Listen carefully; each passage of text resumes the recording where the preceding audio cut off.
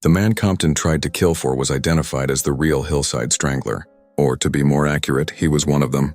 Between October 1977 and February 1978, Bianchi and his cousin Angelo Buono raped and murdered 10 girls and women in the Los Angeles area. The victims' ages ranged from 12 to 28. At some point, Bianchi moved to Bellingham to live with his son.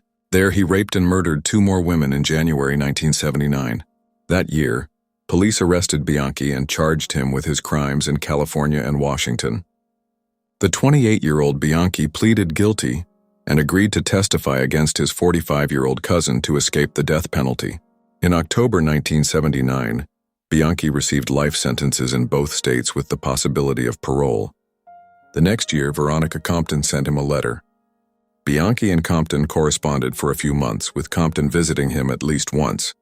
Together, they decided she would go to Bellingham and strangle a woman in the same manner as Bianchi, and his cousin had killed other girls and women to make it look like the real murderer was still on the loose.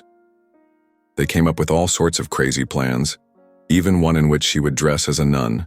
Sheila Eisenberg, author of Women Who Love Men Who Kill and the forthcoming book, Wanted, Why Crime Turns Women On, tells AE True Crime.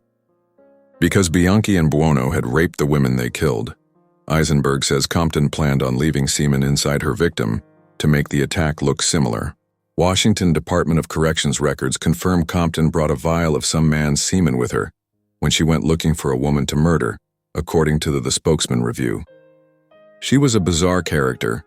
Dave McAkron, a prosecuting attorney in both Bianchi and Compton's Washington trials, tells AE True Crime. Instead of going with the nun idea, she ended up traveling to Bellingham with a pregnancy disguise on and a wig, he says.